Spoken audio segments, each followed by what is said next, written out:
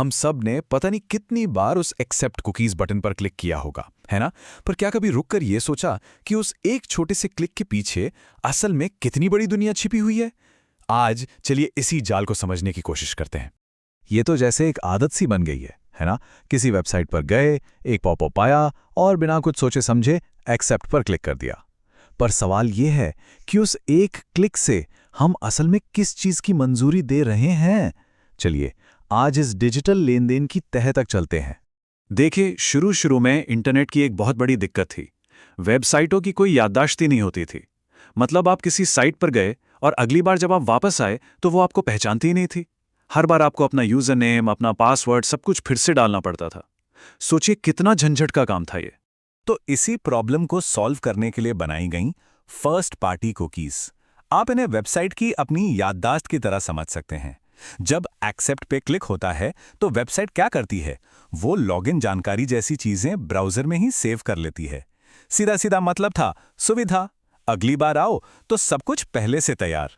पर कहानी का ये सिर्फ एक हिस्सा था, क्योंकि बहुत ही जल्द ये जो छोटी सी सुविधा थी ना, ये एक ऐसे अदृश्य, एक ऐसे छिपे हुए नेटवर्क में बदल गई जो हमें पूरे इंटरनेट पर ट्रैक करता है।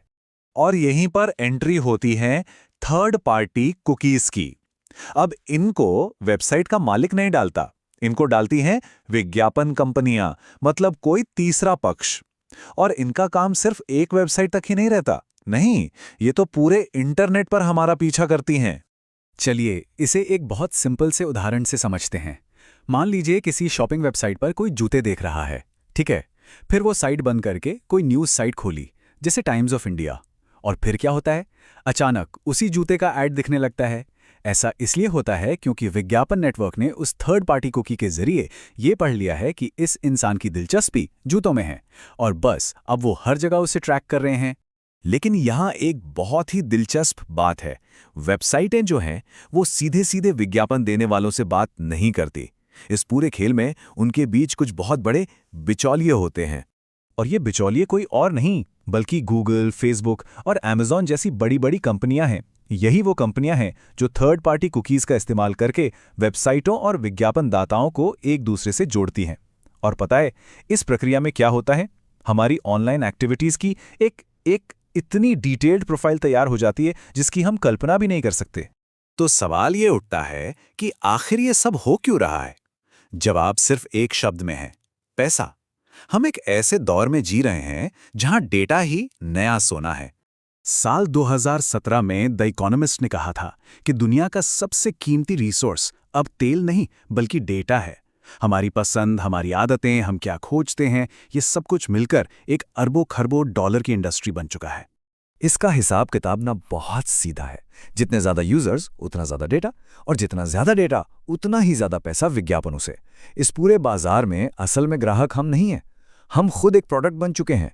और जब कोई चीज सोने जितने कीमती हो तो जाहिर है वो सिर्फ विज्ञापन देने वालों को ही नहीं लुभाएगी, वो चोरों और हैकर्स के लिए भी एक बहुत बड़ा निशाना बन जाती है। मिसाल के तौर पर 2021 में क्या हुआ? एयर इंडिया के 45 लाख कस्टमर्स का पर्सनल डेटा हैकर्स ने चुरा लिया। जरा सोचिए, सालों से इकट्ठा की गई सारी जानकारी बस एक झटके में गलत हाथों में चली गई। और ऐसा ही कुछ 2020 में भी हुआ था। बिग बास्केट के 2 करोड़ कस्टमर्स का डेटा चोरी हुआ, और सिर्फ चोरी नहीं हुआ, उसे डार्क वेब पर बेच दिया गया। और इस डेटा में क्या क्या था? लोगों की ईमेल आईडी, उनके पते और यहां तक कि पेमेंट की डिटेल्स भी। अब इस चोरी हुए डेटा का इस्तेमाल होता है आइडेंटिटी फ्रॉड के लिए, बैंक घोटालों के लिए और फिशिंग अटैक्स के लिए। ये वो अटैक्स हैं जहां अपराधी आपकी ही पर्सनल जानकारी का इस्तेमाल करके आपको धोखा देने की कोशिश करते हैं। लेकिन ये कहानी सिर्फ विज्ञापनों या चोरी तक ही खत्म नहीं होती। ये उससे कहीं ज्यादा गहरी है। ये कहानी है किसी के व्यवहार को कंट्रोल करने की और उसे बदलने की शक्ति के बारे में। पेरिस की एक महिला जुड़ा की कहानी को देखिए। उसने टिंडर से अपना वो सारा डेटा मांगा जो उन्होंने इकट्ठा किया था, और सिर्फ कुछ ही महीनों के इस्तेमाल के बाद टिंडर ने जो जवाब में भेजा वो हैरान करने वाला था। पूरे 800 पेज का डेटा। और उस डेटा में क्या था? उसमें इतनी पर्सनल बातें थी कि आप सोच भी नहीं सकते। टिंडर को पता था कि जूडा हफ्ते में कितनी बार अकेला महसूस करती है, उसे किस तरह के पुरुष पसंद हैं, और यहां तक कि उसने नए साल की शाम अकेले बिताई थी। ऐसा लगता है कि टिंडर उसे शायद उससे भी बेहतर जानता था जितना वो खुद को जानती थी।